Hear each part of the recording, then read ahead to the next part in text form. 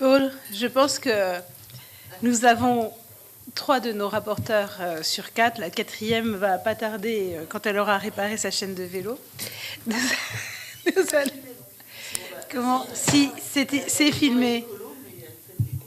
Bah oui, tu vois. Donc, nous allons pouvoir démarrer, mes chers collègues. Et dans le cadre de notre mission d'information sur les femmes dans la rue, nous avons le plaisir d'accueillir ce matin Madame Emmanuelle Cos, présidente de l'Union sociale pour l'habitat, par ailleurs ancienne ministre du Logement, et accompagnée de Madame Catherine Lusco, chef de mission partenariat et innovation de l'USH. Je rappelle que l'USH est l'organisation représentative du secteur HLM en France et représente près de 600 organismes HLM à travers 5 fédérations. Je suis entourée de nos collègues rapporteurs, Marie-Laure Finéra-Hort, Olivia Richard et Laurence Rossignol. Agnès Evren, nous rejoignons dès que possible. Je précise que cette audition fait l'objet d'une captation audiovisuelle en vue de retransmission en direct sur le site et les réseaux sociaux du Sénat. Au cours de notre mission, qui aboutira à la publication d'un rapport à l'automne prochain, nous voulons mieux appréhender le phénomène des femmes en errance. D'abord, mieux connaître et repérer ces femmes, savoir comment mieux les orienter vers les solutions d'hébergement et surtout de logement, lutter contre tous les types de violences subies par les femmes dans la rue, leur permettre un meilleur accès aux soins, une prise en charge dédiée de leur santé mentale et physique, et enfin agir en faveur de leur insertion socio-professionnelle. Parmi les 330 000 personnes sans domicile en France aujourd'hui, on compte 40% de femmes, seules ou bien souvent avec des enfants. Parmi les personnes sans domicile, 30 000 personnes, dont environ 3 000 femmes et 3 000 enfants, sont dites sans abri, c'est-à-dire passent la nuit dans la rue.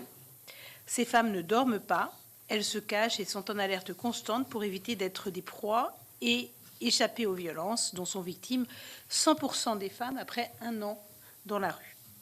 Les autres sont majoritairement hébergées en centre d'hébergement d'urgence ou en centre d'accueil pour demandeurs d'asile. Ces solutions sont temporaires et incertaines. Chaque mois, chaque semaine, chaque soir, parfois, il leur faut rechercher une nouvelle place d'hébergement. Surtout, l'hébergement n'est qu'une solution imparfaite. 90% des personnes sans domicile interrogées souhaitent en première intention accéder à un logement. Pourtant, pour reprendre l'expression de la chercheuse Marie-Louison Le Ruste, auditionnée par la délégation, la logique de la prise en charge est celle de l'escalier. On monte progressivement les marches de la rue au logement, en passant par l'hébergement d'urgence, puis le logement intermédiaire, avant de se voir proposer un logement social. Le plan Un logement d'abord était censé mettre fin à cette logique de l'escalier, mais la crise actuelle du logement est à l'origine d'une embolie du système à tous les échelons, puisque si on ne peut pas aller au logement, de fait, on bloque, et donc à la fin, on ne peut plus du tout rentrer, même dans l'hébergement d'urgence. Faute de solutions de logement accessibles en aval, ce que je disais, des familles dont beaucoup travaillent et pourraient être éligibles à un logement restent des années accueillies en hébergement d'urgence, bloquant l'accès à d'autres publics vulnérables à cet hébergement. À cet égard, l'USH s'est publiquement exprimé sur le projet de loi relatif au développement de l'offre de logements abordables, estimant qu'il n'est pas à la hauteur de la crise actuelle du logement et du manque criant de logements sociaux. L'USH a ainsi estimé que substituer du logement intermédiaire au logement social dans les objectifs de logements sociaux fixés par la loi SRU aux communes urbanisées, comme le prévoit le texte du gouvernement, revient à faire reculer les chances du public le plus fragilisé d'accéder à un logement décent. Comment faciliter aujourd'hui la production de logements sociaux accessibles aux personnes les plus fragilisées, voire marginalisées ? Comment sortir de la logique de l'escalier pour favoriser le logement d'abord, en portant une attention particulière aux femmes sans domicile ? Soutenez-vous des évolutions de critères d'attribution des logements sociaux, par exemple afin d'accorder une pondération plus importante aux femmes et familles avec des enfants mineurs sans abri, qui sont les publics les plus vulnérables d'entre tous ? Enfin, comment éviter d'augmenter encore le nombre de personnes sans domicile en agissant dans la prévention et l'accompagnement des expulsions locatives ? Pour évoquer ces différents sujets, je laisse la parole à l'ancienne ministre du Logement, Emmanuelle Causse, aujourd'hui présidente de l'USH. Merci beaucoup, Madame la Présidente, et merci beaucoup pour votre invitation. Je vais évidemment essayer de répondre à vos questions, mais votre invitation, en fait, et le fait d'y avoir réfléchi selon vos questions, m'amène aussi à d'ores et déjà vous dire que je pense qu'il faut que quand le on est collectif, qu'on fouille plus en fait ces questions d'un point de vue de genre, notamment parce que hormis le sentiment que je peux avoir moi dans mon expérience et dans les visites de terrain que je fais, je pense qu'il y a encore beaucoup de... Enfin, on manque en fait d'analyse et de data pour justement voir le parcours des femmes dans leur accès au logement, même si on a évidemment quelques données que je vous donnerai, et notamment sur ce passage entre l'hébergement et le logement, et le réel accès des femmes, en fait, y compris aux structures d'hébergement et du logement accompagné. Et je le dis parce que c'est vrai qu'on a tendance à parler de femmes dans certaines situations, mais justement, vous posez des questions assez intéressantes qui, évidemment, la question du passage de la rue au logement est de toute façon un défi très important, quel que soit son genre, mais je pense que pour les femmes, ça l'est encore plus difficile. Et je vais vous expliquer en quelques mots pourquoi je dis cela. Je pense que la première difficulté, enfin, il y a une difficulté globale qui est un défaut et un manque de logement abordable sur l'ensemble du territoire, c'est-à-dire un logement qui est à des loyers qui permettent à des gens qui ont des revenus inférieurs au SMIC de se loger, parce que c'est bien de ça dont on parle. Je le rappelle, le logement social, même si on a beaucoup de logements, plus de 5 millions de logements, mais nous avons quand même aujourd'hui 2,6 millions de ménages demandeurs et plus de 50%, 60% d'entre eux ont des revenus qui sont inférieurs ou égaux au SMIC. Donc on parle bien de ménages qui ont des revenus modestes, qu'ils soient en activité ou pas. Et ça, c'est aussi important de le savoir, c'est qu'on a évidemment beaucoup de personnes en attente qui sont en activité, y compris en CDI, mais qui n'arrivent plus aujourd'hui à se loger à leurs revenus. Et c'est quelque chose qui s'est aggravé fortement ces dernières années. On a une augmentation des demandes de logement social qui est exponentielle. Alors en 10 ans, c'est plus 50%, mais sur les 20% et les 8 dernières années, et ça ne cesse d'augmenter. Ça, c'est la première chose à avoir en tête. Deuxièmement, ça ne cesse d'augmenter partout. Ce qui est assez particulier. C'est-à-dire qu'on avait cette tendance, même il y a encore 7 ou 8 ans, lorsque j'étais ministre, à vraiment parler de zones tendues et de zones dites détendues sur le logement social. Et je ne parle pas du reste du marché immobilier et du logement, mais sur le logement social. Ces territoires dits détendus où il y aurait une très faible demande pour les HLM, en fait, ça existe quasiment plus. Alors notamment parce que nous avons une raréfaction du logement locatif privé abordable partout pour des raisons de contraintes sur les travaux liés à la loi climat et résilience, sur une aspiration à revivre dans les villes moyennes post-Covid et sur une captation de beaucoup de logements dans certains territoires par les locations touristiques. Donc ça, c'est quand même une donnée nouvelle à avoir. C'est-à-dire que dans les zones comme l'Île-de-France ou la région Provence-Alpes-Côte d'Azur, ça fait très longtemps qu'on a beaucoup de demandes et peu de logements disponibles. Maintenant, c'est le cas partout. Deuxièmement, la question est de savoir si on a des logements adaptés à la demande des ménages. Et y compris quand on parle des femmes, on va avoir beaucoup de ménages qui sont en fait constitués d'une personne adulte. Ça, c'est les demandeurs majoritaires. Aujourd'hui, le ménage majoritaire qui demande un logement HLM, c'est une personne seule ou une personne seule avec un enfant. Et donc, des tailles de ménages très petits, qui est en fait la forme de famille majoritaire aujourd'hui dans le pays. Mais avec nous, on a un parc de logements dont une grande partie a été construit avant les années 70 et sur des formes de famille plutôt avec 2, 3, 4 enfants. Donc on a une majorité en plus de grands logements et on n'a pas assez de petits logements et ça c'est une réalité. Et ça explique aussi pourquoi vous avez un embouteillage, parce qu'on cumule le fait d'avoir beaucoup de demandes de ménages qui ont des revenus modestes ou faibles qui cherchent des petits logements. Et nous avons plutôt des grands logements. Et les logements aux loyers les plus bas sont tous occupés avec très peu de rotation. Puisque vous l'avez dit, il y a en effet un embouteillage total aujourd'hui sur le marché du logement, ce qui fait que la rotation dans le parc HLM a fortement diminué parce qu'on n'a plus du tout de sortie vers le parc locatif privé ou l'accession à la propriété, et donc un embouteillage total. Ensuite, il y a la question pour répondre au logement des publics les plus fragilisés et marginalisés, donc notamment personnes sortant de la rue qui cumulent par ailleurs des difficultés multiples. La première, je le dis tout de suite, c'est la question de la situation administrative. Et ça, on ne peut pas en faire l'économie. Pour rentrer dans le logement social, il faut que l'ensemble des personnes, des adultes du ménage aient une situation administrative à droit complet, comme nous le disons, en gros, qu'ils aient des papiers et une régularité de séjour, les deux. Donc si c'est un couple, et ça c'est un des premiers sujets, nous avons des familles en hébergement qui sont maintenues en hébergement parce qu'un des adultes n'a pas aujourd'hui sa situation administrative réglée.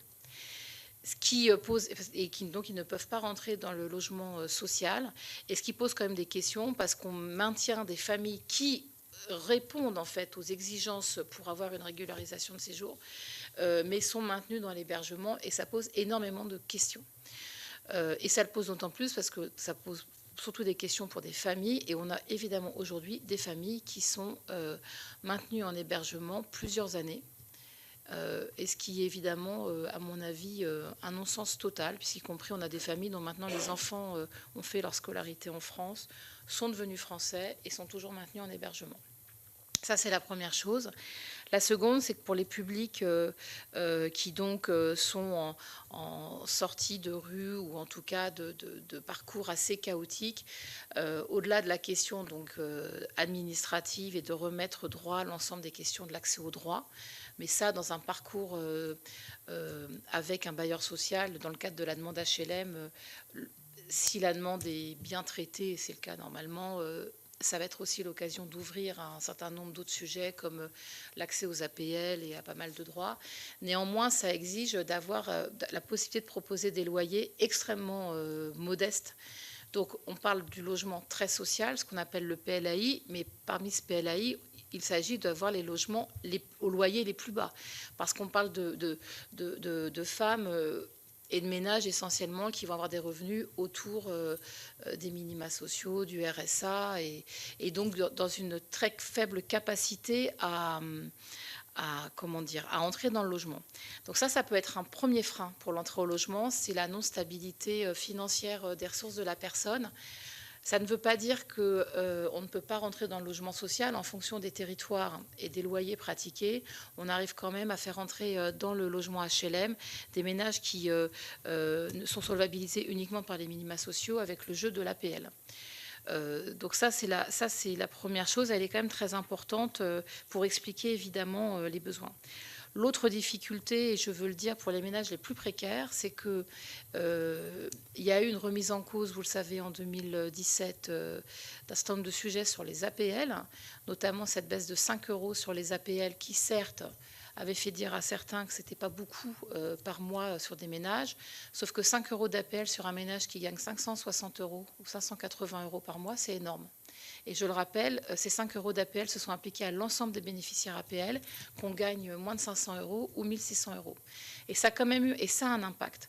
Deuxièmement, et je le dis tout de suite, le problème de l'APL que nous avons dénoncé à plusieurs reprises et qui a d'ailleurs été déjà examiné à plusieurs reprises ici au Sénat, c'est que l'APL va couvrir évidemment le loyer, et il y a un forfait charge. Et donc, le cumul loyer plus forfait charge dans la prise en compte de l'APL n'est pas suffisant. Le forfait charge n'a pas été revalorisé suffisamment depuis très longtemps. C'est une discussion récurrente avec l'ensemble des ministres du logement et une bataille récurrente avec le ministère de l'économie.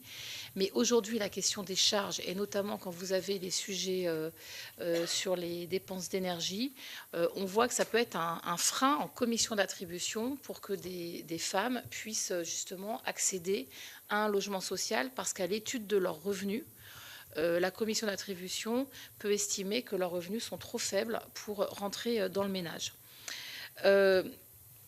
Et surtout, avant d'entrer dans des trucs plus chiffrés, vous dire, et c'est pour ça que je pense que pour prendre en compte les publics précarisés, il ne suffit pas juste d'ouvrir des droits, mais il faut derrière un vrai chemin de l'accompagnement. Et ça marche puisque moi, je connais l'expérience avec des associations qui prennent en charge les femmes qui font justement ce chemin. Il y a quand même beaucoup de structures qui essaient de faire un travail de passerelle avec les femmes qui sont en sortante de rue ou de structures d'hébergement vers le logement pérenne, avec notamment un accompagnement social, une prise en charge des droits, un accompagnement dans le logement, et ça va jusqu'y compris quand on rentre dans le logement, être aidé pour être meublé. Parce que ce qu'on voit aussi beaucoup, et ça moi je le vois, c'est le dénuement de ces familles et de ces femmes quand elles rentrent dans un logement où elles n'ont absolument rien. Et quand je dis rien, c'est y compris de quoi s'acheter un lit, une table, une chaise. Puisque rentrer dans le logement classique social, c'est un logement nu.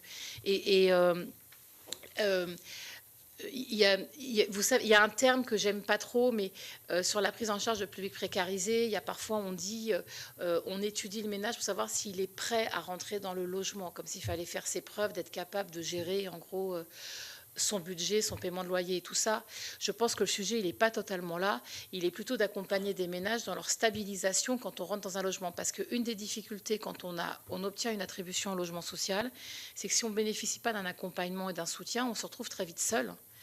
Puisqu'on peut sortir de parcours où on est très cadré, notamment dans les parcours d'hébergement, parfois pas de la meilleure manière, mais en tout cas cadré, à un parcours où on a un logement, mais on n'a pas un suivi continu, ce qui pose quand même des questions.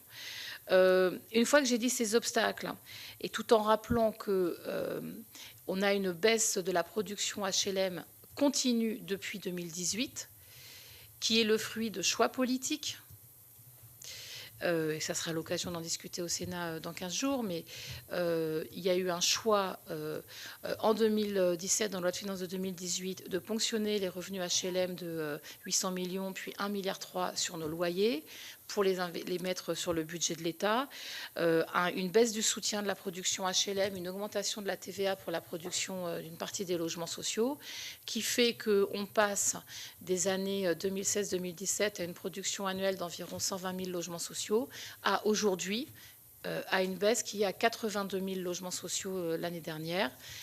C'est le chiffre le moins beau, enfin c'est un des pires chiffres des 40 dernières années. Donc je dis les choses assez simplement. Bon an, mal an, pendant des décennies, nous arrivions à produire chaque année, à lancer en gros entre 100 et 115 000 logements sociaux. Nous estimions collectivement que ce n'était pas suffisant, mais que c'était quand même un chiffre qui avait de la valeur, qui était important.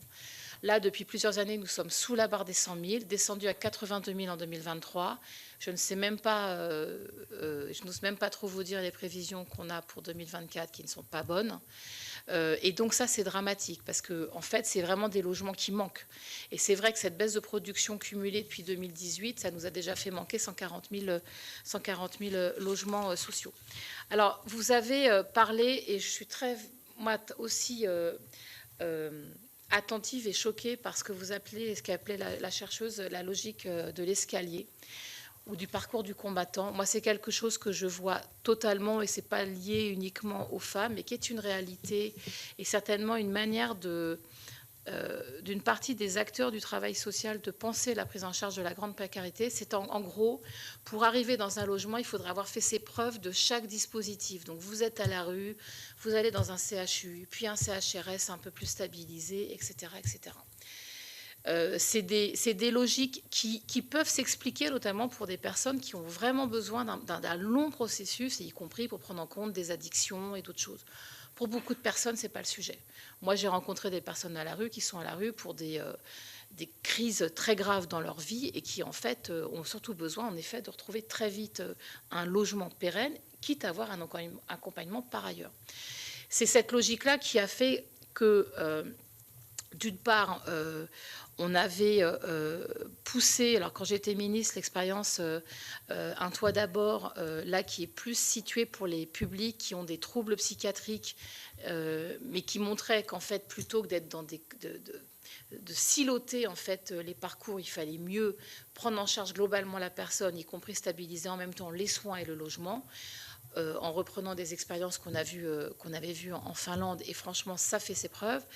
Et après, il y a eu la création du plan logement d'abord, qui est une avancée très importante, qui n'est pas une nouveauté, je tiens quand même à le dire, parce que tout le monde pense qu'il n'y avait rien avant 2018. En fait, c'est la prolongation, quelque chose qui avait été mis en place depuis 10 ans. Simplement, ça a été amplifié et c'est intéressant. Le plan logement d'abord, il dit quoi? Il dit il faut plus produire de logements sociaux dits accompagnés, et je vais y revenir. Donc des logements en fait où vous avez un logement, vous êtes chez vous, c'est un vrai logement, mais il y a un accompagnement social dans le projet lui-même. Donc c'est ce qu'on appelle les pensions de famille, les résidences sociales. Donc plan logement et aussi d'avoir donc des... on avait y compris dans le plan logement d'abord, nous, des objectifs donnés par l'État de relogement de public qui sortent de l'hébergement. C'est-à-dire qu'on a aussi demandé aux bailleurs sociaux, il y a eu un effort qui a été fait sur le sujet. Donc ça, très clairement, c'est pas au niveau enfin, ça a pas mal produit de logements très sociaux, ça produit ses effets. C'est pas encore le cas sur tout le territoire, y compris on a un sujet sur la prise en compte dans l'outre-mer. Et je le dis parce qu'on a seulement obtenu il y a 1 an, par exemple, qu'on puisse financer avec l'APL les résidences sociales parce que c'était pas prévu. Enfin, on avait encore beaucoup de choses qui n'étaient pas du tout prévues. Mais cette logique du logement accompagné, elle est très efficace, elle porte ses fruits. Moi-même, je préside un organisme HLM qui fait que du logement accompagné. J'étais lundi, vous voyez, à inaugurer une résidence accueil. Alors ça, c'est une pension de famille spécifique qui prend des personnes qui ont des troubles psychiatriques. C'est-à-dire qu'au-delà du logement, il y a une prise en charge du soin infirmier durable et psychiatrique avec un lien avec l'hôpital et l'ARS. Des personnes qui, très clairement, si elles ne sont pas logées dans ces structures, sont à la rue. Et typiquement, moi j'ai vu, et notamment, alors là, dans cette structure, il y avait pas mal de femmes, un peu d'ailleurs de manière exceptionnelle, et je vais y revenir. Et c'est des personnes qui, pour la plupart, étaient en parcours chaotique constant depuis des années, voire dans à la rue, centre d'hébergement, à la rue, etc. Donc, et vraiment, le fait de faire ces logements-là, c'est beaucoup plus efficace pour déjà soutenir la personne. C'est efficace en termes de dépenses publiques, parce que la dépense du logement est quand même beaucoup moins coûteuse que ce parcours chaotique. Et surtout, ça permet à des gens de vivre et d'être dans la société et de vivre dignement. Sur le logement accompagné, ce que l'on voit, il y a déjà eu une contradiction. On nous a demandé de faire plus de logements accompagnés. En même temps, on a fait la RLS pour nous enlever des moyens. Bref, je fais pas... voilà, tout ça n'est pas très compatible. Mais surtout, et c'est là que j'y pense, et j'en parlais avec Catherine, je connais bien ces structures de logement accompagné. J'en parlais avec des responsables d'associations qui gèrent ces structures. C'est vrai que le public qu'on voit beaucoup dans ces structures, c'est un homme seul, souvent avec des addictions. On voit beaucoup moins de femmes. Et pourtant, vous l'avez dit, dans les chiffres et notamment les remontées qu'on a des comptages des personnes à la rue, on voit un public femme de plus en plus important, et y compris de femmes seules. Et après, il y a la question des femmes avec enfants. Je pense qu'il faut qu'on arrive à un peu mieux renseigner ces questions-là. Et notamment, je pense encore que ces femmes n'ont pas totalement accès à ces structures. C'est des petites structures de 20, 25 logements. Aujourd'hui, c'est pas les publics, elles sont pas massivement représentées dans les orientations que nous font les services, notamment les SIAO, vers ces structures. Et ça, c'est quelque chose, je pense, intéressant de renseigner pour savoir si, par exemple, elles sont pas assez aiguillées sur ces dispositifs. Est-ce qu'il y a moins de femmes seules que d'hommes seuls dans le public? Parce que les pensions de famille sont vraiment... Alors, ça s'appelle famille, mais c'est pour des publics isolés. Donc, voilà, le nom est comme ça.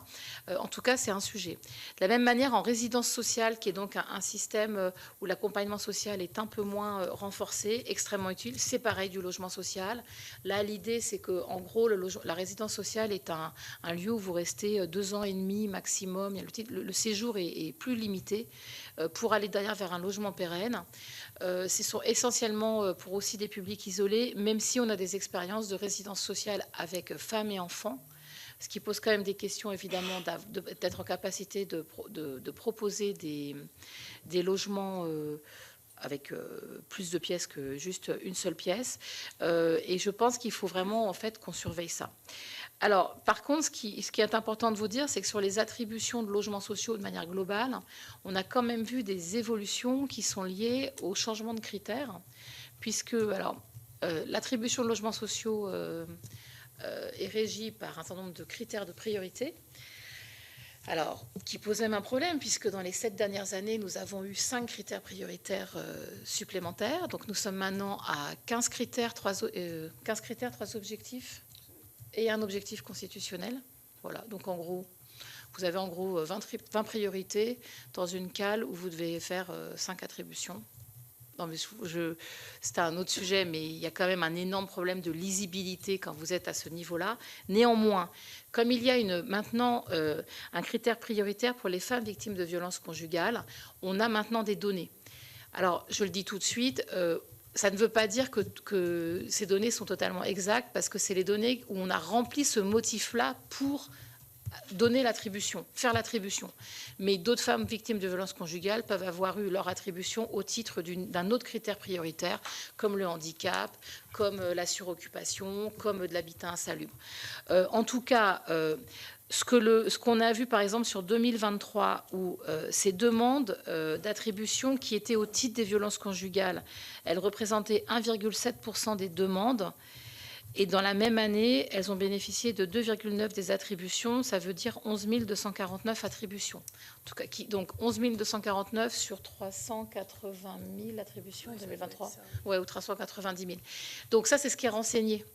Voilà, ça ne veut pas dire que... En tout cas, ça a augmenté, parce qu'on voit, c'est que... En gros, on avait en 2019 1,6% de demandes qui étaient faites sur la question de femmes victimes de violences conjugales. Et à l'époque, elles avaient 2% des attributions. Donc, en tout cas...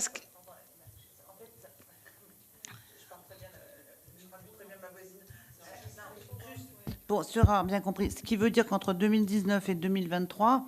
Le nombre de demandes n'a pas bougé. N'a pas bougé. Mais l'attribution, oui. L'attribution a bougé. La proportion de demandes, puisque le nombre de demandes augmente. Ah, voilà. Alors que le nombre d'attributions... Mets ton micro, Catherine. Alors, le nombre de demandes a augmenté, puisque le nombre global de demandes a augmenté, donc le nombre de demandes de femmes victimes de violences a augmenté. Mais alors que le nombre d'attributions a tendance à diminuer, le nombre de... Tu veux le chiffre?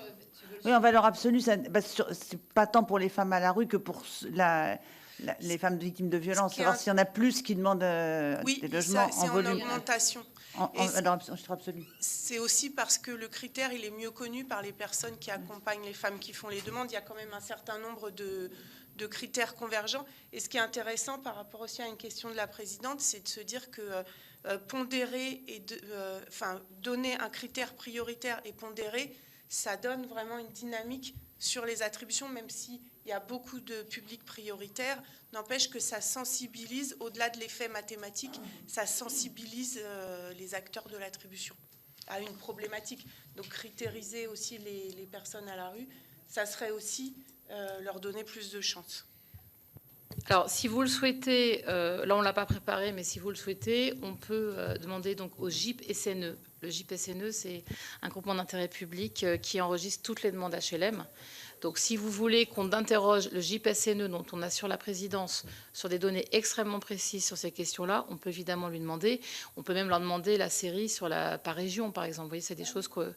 Si vous, ouais, hein, non, mais en vous voyant, je me dis qu'évidemment, j'aurais dû le faire avant, mais on va vous le faire. Non, mais parce qu'on va regarder, y compris que vous ayez les pourcentages et les chiffres en demande absolue. Donc, moi, je pense qu'en tout cas, ce critère, le fait que ce critère, il existe, je le dis tout de suite parce que des publics, notamment de femmes victimes de violences, c'est des publics que l'on connaît depuis longtemps, mais le fait que le critère existe, d'une part, il a peut-être aidé à diriger la demande par rapport à ça, peut-être qu'il l'a aussi accéléré. En tout cas, il lui a donné une visibilité. Et de ce point de vue-là, je trouve ça intéressant. Pour tout vous dire, dans les critères prioritaires, il y a plein de critères. Moi, je ne les juge pas. Tous les gens ont des priorités. Mais par exemple, vous avez un critère sur le handicap qui va concerner énormément de personnes. Et c'est vrai qu'on a parfois des publics qui cumulent des critères. Et c'est vrai qu'aujourd'hui, je pense que des femmes dans ces situations particulières, elles ont plutôt tendance à quand même accepter de le dire. Après, c'est pas si simple que ça quand même. parce que ça veut aussi dire d'assumer devant la commission d'attribution un certain nombre de choses. Ça veut dire que, voilà, enfin, faut quand même le dire. Et à ce titre-là, par ailleurs, et on pourra vous en donner communication, il y a eu tout un travail qui a été fait depuis 10 ans pour s'assurer de l'accélération des attributions pour les femmes, notamment victimes de violences, parce qu'il y avait des carcans administratifs assez pénibles, pour rester poli, sur ce sujet. Donc déjà, on avait fait quelques évolutions quand j'étais ministre en 2016. Et puis, en fait, on a, nous, un partenariat avec notamment l'association FNSF que vous connaissez, qui quand même est fortement en appui à toutes les associations qui relaient, parce que construire la demande d'attribution, on avait des sujets très compliqués. Faire la preuve de la séparation, du divorce, ordonnance de protection, à qui le dossier CAF, enfin Catherine pourra vous détailler tout ça. Et ça a été un frein pendant très longtemps. Sans compter que certaines de ces femmes sont déjà locataires du parc HLM, mais parfois le bail n'était pas à leur nom. Donc, et s'il y a des impayés du ménage, et ça c'est le sujet le plus important, donc pour reloger un locataire qui a des impayés, il faut déjà régler les impayés, sinon vous n'arrivez pas à le remettre en cale. Donc on avait d'énormes difficultés. Et je laisserai Catherine détailler tout ce qu'on a fait là-dessus, parce que très clairement, on avait des carcans, et je le dis franchement, tout le monde se protégeait par ce carcan administratif pour ne pas s'emmerder. Parce que quand vous avez autant de demandeurs HLM et autant de précaires qui demandent un logement, le bailleur social, il fait son travail. Mais c'est vrai qu'un dossier très compliqué, franchement, il y a beaucoup d'acteurs qui, par la lassitude et la difficulté de faire les attributions, va chercher parmi les précaires le dossier le plus simple, si je peux parler ainsi. Donc c'est aussi très important, en fait, de pouvoir alléger un certain nombre d'exigences pour permettre l'attribution. Et notamment, mais Catherine, tu vas le dire, le calcul des revenus, puisque vous avez tout le sujet des calculs de revenus N-1, N-2. Et quand on est sur des femmes qui sortent d'une situation pour entrer, enfin, en fait, et qui se retrouvent objectivement à la rue, c'est très difficile. Alors, vous dire que quand même, il y a beaucoup d'expériences chez les bailleurs sociaux sur, au-delà de l'attribution du logement social pérenne, des partenariats anciens avec les associations sur des logements sociaux mis à disposition des associations qui, dedans, peuvent faire de l'hébergement ou peuvent faire du bail glissant, c'est-à-dire la personne commence par être hébergée, loyer pris en charge par l'association, vers un baux glissant entre le bailleur et le ménage, et donc la femme, pour rentrer dans un logement pérenne. De la même manière, je parle devant Agnès Séveraine, en Ile-de-France, on a un partenariat que je n'ai moi jamais réussi à généraliser, un partenariat qu'on a mis en place en 2008 et qui a perduré quels que soient les changements de majorité, où la région Île-de-France, par exemple, la région Île-de-France finançant du logement social a des droits de réservation. Quand ces droits de réservation ne sont pas exercés pour les agents, parce que le logement n'est pas pris, tous ces logements sont mis à disposition avec justement FNSF et un nombre d'associations de femmes qui sont dans le process, où les réservations sont proposées. Et il y a une personne qui regarde si au moment où le logement est proposé, il y a une femme suivie qui peut correspondre en point de vue de revenus et de géographie à cette demande. Et ça permet quand même depuis donc 2000, c'est effectif vraiment depuis 2009, chaque année, ça a commencé par 20, puis 40, puis 50, puis 200, puis 300 logements donnés dans l'attribution, ce qui a permis vraiment un coup de fil réel pour reloger des femmes qui avaient été stabilisées. L'intérêt, je le dis tout de suite ici, alors ça a été possible parce que la région Île-de-France a des droits de réservation, parce qu'elle finance du logement social, ce qui est le cas de très peu de régions, mais on pourrait aussi penser ça à l'échelle départementale. Pour la région Île-de-France, ça a eu un impact super intéressant, c'est surtout que ça permet d'offrir des offres géographiquement éloignées, et ça a permis à des femmes de pouvoir se repositionner, notamment liées à la question de l'ordonnance de protection, et y compris de sa sécurité juridique, parce qu'on a pu, dans une région qui est assez dense malgré tout, leur permettre de se déplacer d'un département à l'autre. Quand on est dans les Hauts-de-Seine, d'aller à Paris. Quand on est à Paris, d'aller dans le Val-de-Marne. Je ne dis pas que c'est à la femme de se déplacer, mais ça nous a ouvert des capacités à faire très importantes, même si je sais que moi, beaucoup au début de communes me reprochaient, quand j'étais vice-présidente à la région en charge de ces sujets-là, elles nous reprochaient de mettre des femmes en difficulté qui n'étaient pas leurs femmes en difficulté, qui n'étaient pas celles du territoire. Alors justement, je pense que ça a toujours été extrêmement intéressant. Bon, je vous le dis parce que je pense qu'il y a, au-delà de ce que dit la loi, il y a aussi tous les partenariats locaux qui peuvent permettre de vraiment accélérer les attributions pour ces femmes dans cette situation-là. N'en demeure pas moins qu'on a quand même des sujets de sécurité très importants. Et de ce point de vue-là, on a beaucoup travaillé dans la formation professionnelle interne au bailleur HLM pour que quand une femme, et ce n'est pas que sur la question des violences, c'est sur l'ensemble des sujets, ça peut être aussi des hommes, arrivent dans une agence territoriale, chez un bailleur social, pour n'importe quelle demande, on soit capable d'exprimer quelque chose au titre de la violence, de la discrimination, de l'exploitation, etc., qu'on soit capable de les prendre en charge immédiatement. Ça veut donc dire aussi derrière assurer pour le personnel de proximité une capacité à avoir les premiers réflexes, à avoir un réseau évidemment avec les associations compétentes, mais surtout ne pas laisser repartir une femme qui vous fait part de ce qu'elle a vécu, de ne pas la laisser repartir. Parce que nous sommes quand même un service de proximité. Je tiens à rappeler que les agences HLM, les agences de proximité, par exemple pendant le Covid, pendant le confinement, nous avons été autorisés à rester ouverts, et d'ailleurs heureusement, parce que dans un certain nombre de secteurs, il n'y avait que nous qui étions ouverts pour assurer des missions de service public qui allaient bien au-delà de la demande HLM et du sujet. Après, bon, je vais me taire parce que j'ai trop parlé. Pour répondre à votre quatrième question sur les expulsions. Alors, comment éviter le nombre de personnes, l'augmentation du nombre de personnes à la rue en fait, je pense qu'il y a deux sujets. Nous avons aujourd'hui des publics à la rue, et notamment avec l'arrivée de migrants qui sont primo-arrivants, qui sont là et qui ne sont pas pris en charge. Et moi, ça a toujours été ma ligne, je l'ai d'ailleurs mis en œuvre dans d'autres fonctions, mais je pense qu'il faut assumer des politiques d'accueil et de prise en charge. Parce qu'en fait, vous l'avez dit, de toute façon, chaque jour passé à la rue est une détérioration pour la personne totale. Pour une femme, c'est très clairement en plus un moyen de la livrer à toutes les violences possibles et au système d'exploitation. Moi, je l'ai vu sur les campements quand j'étais ministre et qu'on a fait la mise à l'abri de public. Moi, j'ai vu les proxénètes dans les mises à l'abri à 5 heures du matin qui allaient chercher leurs femmes. Je l'ai vu. Donc, j'ai aucun problème à vous dire que ça existe, qu'il y a des réseaux très clairement et que nous, notre rôle en tant que puissance publique, c'est justement... Et c'est pour ça que je pense qu'il faut avoir une politique d'accueil organisée pour justement casser ça. Parce qu'en fait, ces réseaux prospèrent sur notre inorganisation publique, si je peux parler ainsi.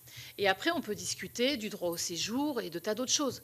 Mais en tout cas, ne pas organiser l'accueil des populations quand elles sont sur un territoire, c'est en fait les livrer à toutes les exploitations possibles. Et il y a évidemment la question des femmes, mais il y a surtout aussi la question des mineurs, très fortement. Et je vois Colombe Brossel qui connaît bien ça parce que nous étions ensemble sur ces sujets-là. Donc ça, c'est la première chose. Ensuite, je pense que malheureusement, nous manquons encore, malgré les efforts réels, nous manquons encore de places d'hébergement d'urgence sur l'ensemble du territoire. Il y a la question des territoires densément peuplés, mais il y a aussi la question des territoires qui le sont moins, où en fait les places d'hébergement d'urgence vont être en préfecture ou en sous-préfecture, et on en a très peu ailleurs. Dès que vous tombez sur des communes dans du périurbain ou du rural, on a beaucoup moins de logements, même un logement communal qui peut permettre à un moment d'avoir un réseau, de pouvoir agir en urgence.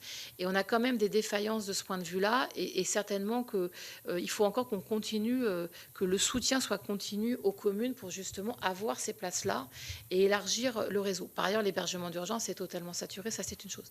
La seconde chose, et ça je ne peux pas le dire, mais je pense que c'est des choses qui seraient intéressantes à regarder, c'est que beaucoup de femmes en hébergement d'urgence sont avec des enfants et il n'est pas impossible que ça soit un frein dans le relogement. Alors, je ne parle pas déjà du sujet enfants moins de 3 ans, plus de 3 ans. Je ne vais pas rentrer dans le détail entre prise en charge par l'État, le département, mais ça, c'est quand même un sujet continu, avec un renvoi entre l'État et les départements continu, avec des contentieux. Chacun dit, c'est pas moi, c'est toi, mais non, mais oui. Donc ça, c'est quand même un sujet. Et ensuite, dans nos structures de logement accompagné, c'est vrai qu'on a beaucoup axé sur les personnes isolées, moins sur les, en fait, femmes avec 1 ou 2 enfants. Et donc, alors il y a des expériences qui sont faites. On a eu des capacités à expérimenter du logement accompagné pour des ménages, enfin justement qui prendraient en charge des enfants, parce qu'évidemment c'est pas la même chose. Une structure où vous n'avez que des adultes, même isolés, et une structure où vous accueillez des mineurs, il faut de toute façon avoir des changements de prise en charge.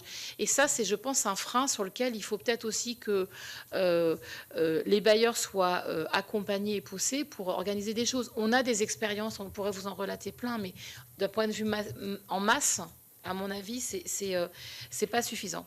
Ensuite, sur la question de la prévention des expulsions, bon, d'ores et déjà, je vous rappelle quand même qu'il y a un texte de loi qui maintenant en vigueur, même si les décrets d'application n'ont pas été pris, qui quand même a fortement balayé les processus de prévention des expulsions qui existaient depuis 10 ans, et ça, c'est un problème. Parce qu'en fait, ça fragilise les ménages en difficulté. Ensuite, pour dire les choses très clairement, on a 2 situations sur la prévention des expulsions. On a les expulsions pour des questions de troubles d'occupation.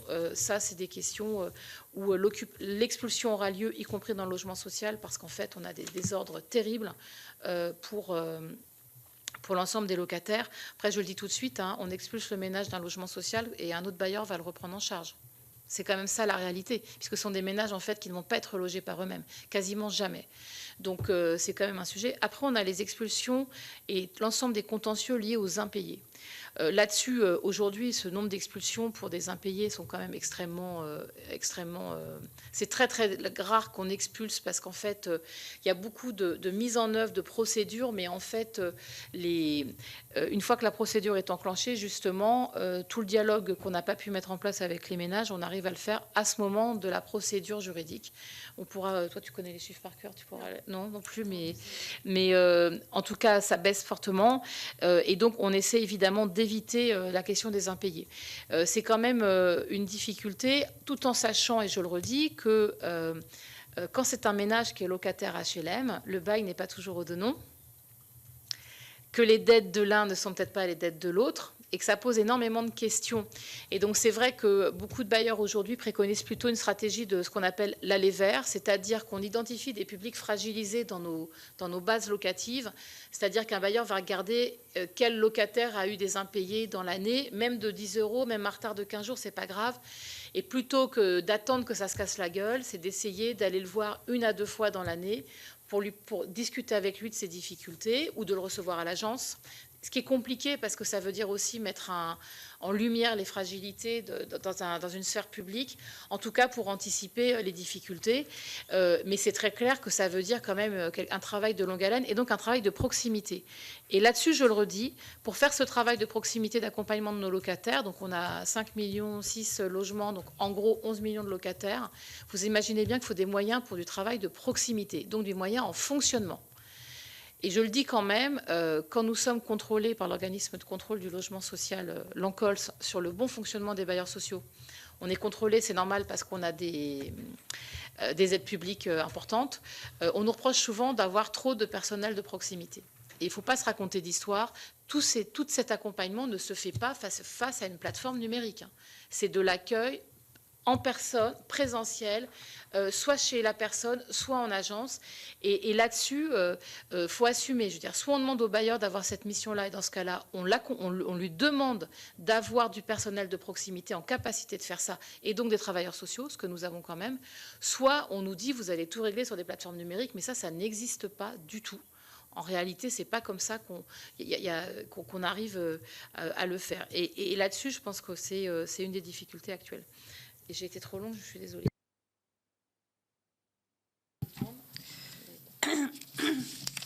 Non, mais pas de problème. Écoutez, merci beaucoup pour ces interventions. Et sur la construction, on n'a pas parlé du problème du ZAN, mais je pense qu'il va venir rajouter une couche à la difficulté.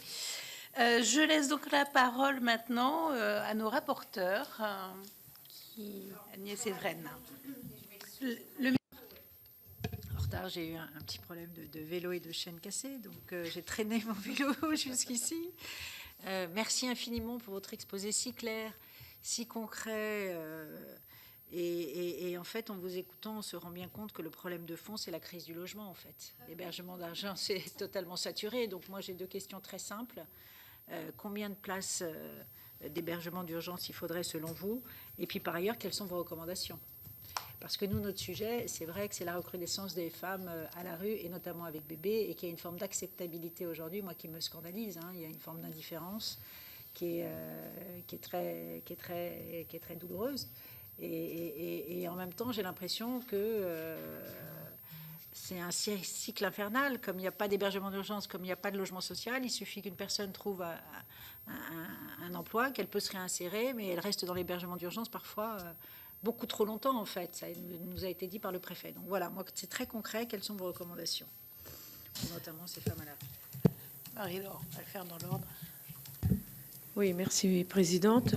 Madame Causse, si je m'écoutais, je vous aurais demandé de rester toute la matinée pour nous parler. Franchement, ouais, tout à fait. Ouais, ne partez pas et restez parce que, franchement, votre discours m'a vraiment captivée. C'est un sujet. Concret. Oui, c'est du concret. Alors, je voulais vous dire, vous étiez de passage récemment en Guyane. Il n'y a pas très longtemps, et vous avez touché de près nos difficultés, notamment pour construire des logements sur un territoire où 29% de la population vit dans la grande pauvreté. Et malheureusement, cet état de fait a souvent un visage, celui de la femme. Mon territoire fait face à d'autres défis comme l'explosion démographique, l'arrivée de femmes qui fuient des conflits. Aussi, j'aimerais savoir si l'Union sociale pour l'habitat aurait des préconisations afin d'améliorer le logement social en Guyane. Et une deuxième question, aussi connaître le niveau de coopération entre l'USH et les bailleurs sociaux de mon territoire. Merci.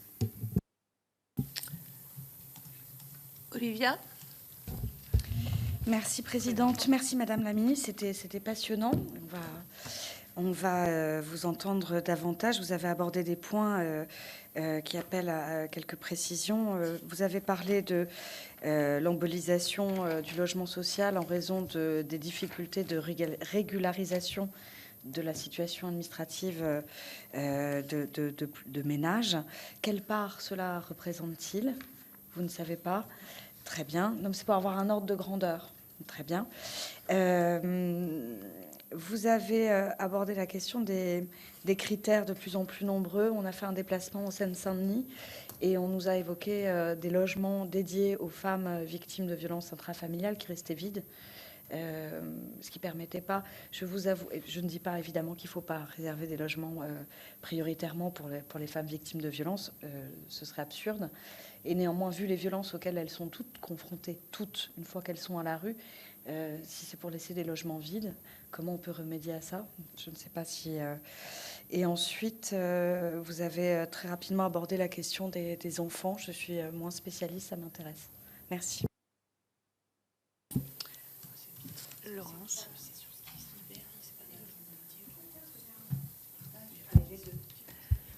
Merci.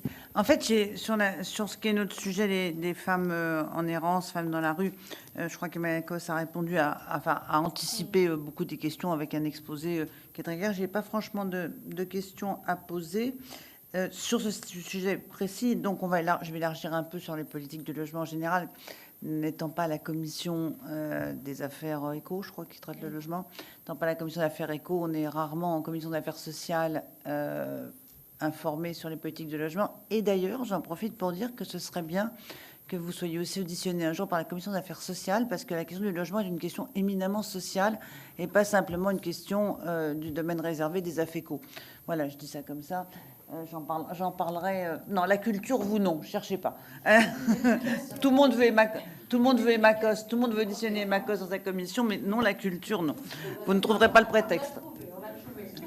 Non, mais en revanche, ma question, en fait, sur ce que vous dites qui est intéressant, c'est que la priorisation fonctionne bien, mais qu'il y a beaucoup de critères de priorisation. Est-ce qu'il reste des logements, une fois que les critères de priorité ont été établis, pour une famille qui n'est pas victime de violence, qui n'a pas de troubles psychiatriques, qui a juste un petit salaire et des enfants, et qui voudrait se loger?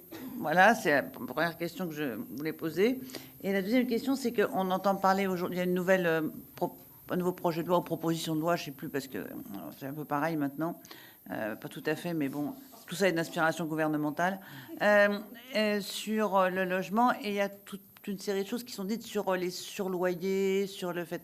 Et je voulais savoir ce que vous en pensez de votre point de vue. Est-ce que c'est d'une quelconque façon utile et ça va aider, non pas à gérer le logement social, mais à loger tout le monde tout bonnement?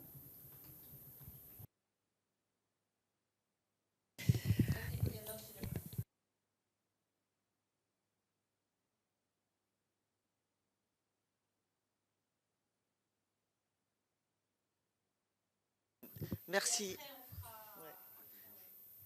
Merci, Madame la Présidente. Merci à vous, Madame la Ministre, pour la clarté de vos propos et la passion avec laquelle vous avez mené cet exposé et aussi la connaissance. On voit que vous connaissez très bien le sujet, donc j'ai été tout à fait sensible à la connaissance et aux propos qui ont été tenus dans votre exposé. Je voudrais peut-être vous demander de réagir par rapport au nombre de places qui ont été souvent mises en avant par le gouvernement avec la création de nombre de places d'urgence. Alors, 1, est-ce que leur nombre était suffisant? 2, est-ce qu'elles étaient adaptées? Et pouvez-vous nous donner des précisions sur ce budget qui a souvent été mis en avant, d'ailleurs, devant cette délégation? Et peut-être une deuxième question pour vous, Madame Lousko, puisque votre mission, c'est mission partenariat et innovation. Donc, pourriez-nous nous citer des choses particulièrement innovantes, à la fois peut-être sur la région et le territoire Île-de-France, mais est-ce qu'il y a d'autres innovations qui ont été portées et qui permettent de répondre à toutes les problématiques qui ont été exposées par Madame la Ministre? Je vous remercie. Donc, je vous propose de répondre maintenant et après, je passerai la parole. J'essaie de répondre, mais par ailleurs, l'avantage de l'audition, c'est qu'après, Catherine, on va vous renvoyer des éléments et des compléments. Sur la question du nombre de places, je réponds tout de suite parce que c'est une question que vous avez posée. Je pense qu'il y a deux choses. C'est qu'il y a le nombre en valeur absolue. Déjà, le nombre actuel, c'est un nombre qui n'est pas... Enfin, c'est pas un vrai nombre, en fait, parce qu'en fait, on compte des places. C'est très compliqué. C'est-à-dire qu'on prévoit des ouvertures de places. On dit places d'hébergement. Derrière l'hébergement, il y a différents types de structures. Je pense qu'il faut bien le rappeler. Hébergement d'urgence ou CHRS, qui sont des centres où vous restez longtemps. Et puis dans l'hébergement d'urgence, alors j'espère que ça n'existe plus, mais je pense malheureusement que ça existe encore, c'est ce qui s'appelle les places des haltes de nuit. Mais bien sûr que ça existe, sauf qu'en fait, il faudrait plus que ça existe. C'est-à-dire qu'on en est encore dans des moments, notamment il fait très froid, il ferait très chaud, où on ouvre des places en halte de nuit. Pourquoi on les laisse pas ouvertes la journée? Parce qu'en fait, on n'a pas l'encadrement suffisant pour accueillir les personnes et les nourrir par ailleurs. Parce que derrière, il n'y a pas que l'hébergement. Très souvent, les associations amènent une prestation de repas, même si c'est une difficulté parfois dans les discussions avec les partenaires. Et je vais vous dire, le problème des places d'urgence, vous en avez tout le temps. Enfin, dès qu'il y a besoin, on ouvre un gymnase, on met des lits picots et on le fait. C'est pas des places, ça. On va dire les choses franchement.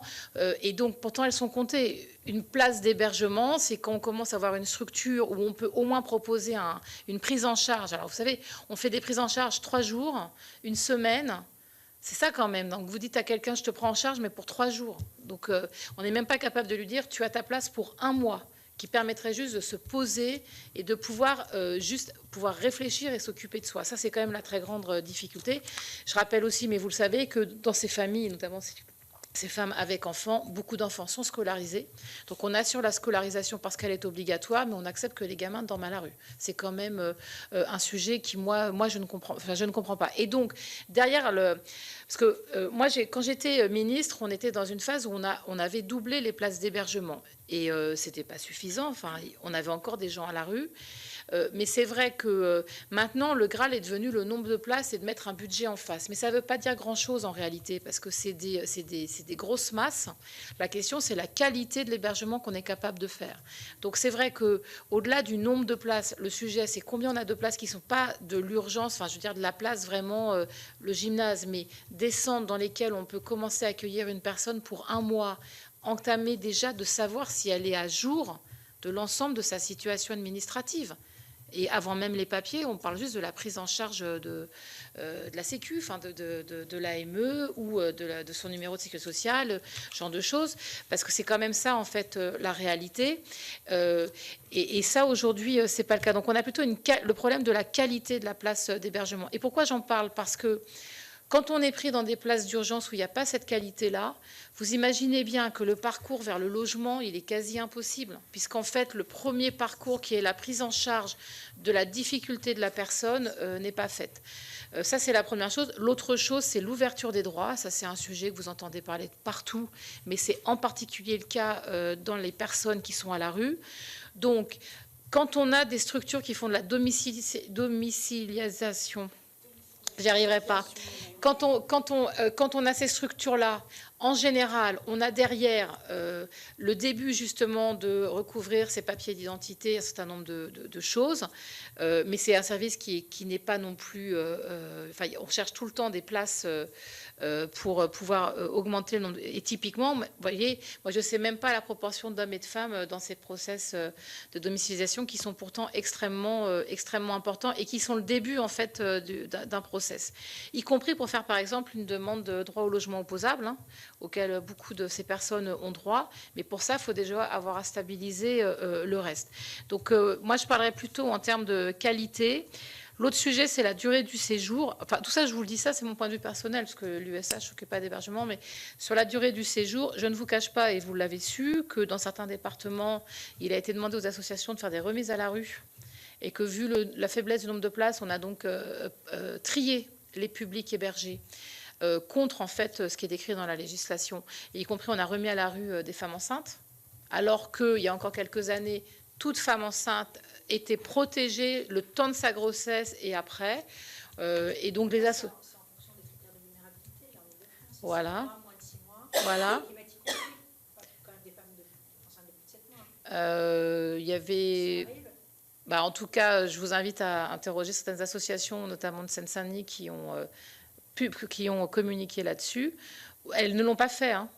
Elles ont dérogé à l'instruction qui leur a été donnée par le préfet. Mais pour des, enfin, vous imaginez, enfin, des associations dont l'activité, c'est une délégation par l'État et financée par l'État. Et les associations l'ont dit, elles n'ont pas remis à la rue des femmes enceintes, y compris de 6 à 7 mois. Mais c'est quand même le sujet. Absolument. Alors ça, et alors, notamment sur l'hébergement, on avait lancé plusieurs expériences, y compris une avec la PHP qui avait été extrêmement positive. On avait créé des places d'hébergement spéciales parturientes, notamment à Paris et puis dans le Val d'Oise. Et on sait qu'aujourd'hui en Seine-Saint-Denis, il y a cette question-là, notamment à l'hôpital de La Fontaine. Mais très clairement, parce qu'au-delà de la précarité d'être à la rue, ce sont aussi des femmes qui sont dans des situations de très grande vulnérabilité. Je ne parle même pas des enfants. On nous a parlé de places en Essonne aussi. Oui, on a parlé de ce qui s'était développé. En fait, ça avait été développé au début par le SAMU social de Paris et ça a quand même montré l'intérêt. Parce qu'en plus, c'est un moment où vous pouvez vraiment suivre la personne et puis aussi les premiers mois, évidemment, de l'enfant. Donc, au-delà enfin, si vous voulez, moi j'ai du mal aujourd'hui à répondre sur le nombre de places. Je ne vais pas le faire à la place des associations parce que je n'ai pas regardé leur dernier chiffrage. Mais au-delà du nombre de places, c'est la question, moi je trouve, de la qualité. Et donc, vous voyez, quand on nous balance des volumes de budget, 2 milliards, 3 milliards, enfin, déjà, on pourrait se dire avec ça combien de logements on aurait pu faire. Je peux vous dire beaucoup. Et surtout, moi, je ne comprends pas pourquoi, en dehors des questions de construction de logements sociaux, on ne cherche pas à mettre cet argent dans des centres pérennes, c'est-à-dire de construire des CHU, des CHRS dans des locaux faits pour ça. Donc, il y a plein de bailleurs sociaux qui portent les murs de ces centres. On le fait, comme on porte des CADA, c'est un autre sujet. Mais parce qu'en fait, aujourd'hui, ces hébergements, en plus, ils sont faits dans des locaux qui sont souvent impropres à l'habitation durable. Hôtel, on va parvenir, voilà, hôtel, vieux bâtiments publics, vieux trucs, quoi. Donc, ça, c'est important. Autre chose, je le dis, sur les structures spécifiques, il y a un manque flagrant dans l'ensemble des territoires de ce qu'on appelle les lits halte-soins.